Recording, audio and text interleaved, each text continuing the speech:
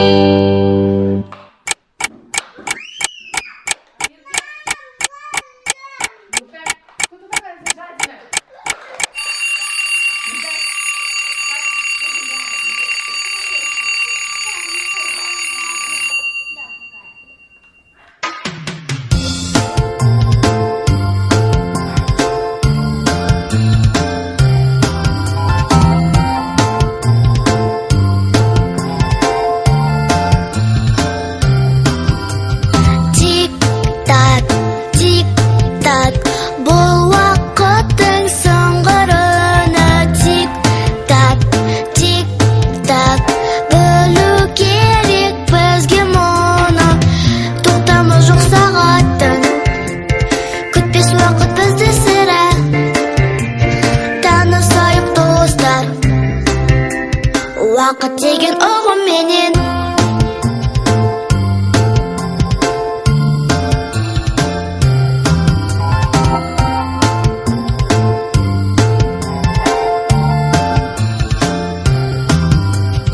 тик-так, тик-так, табиғаттың тылсым заңы.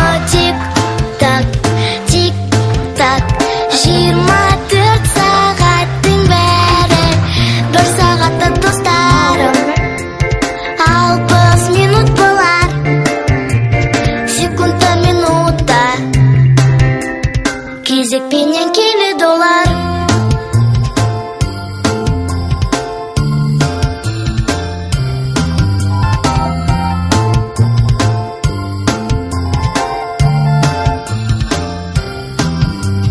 Уақыт жайын шынығып, уақытпенен шынығып, мәдениет пен спортқа да көңіл бөліп достар, сабақты да ескеріп, жүрмеу үшін кешкелік, басқаруға жоспарды уақыт керек достар.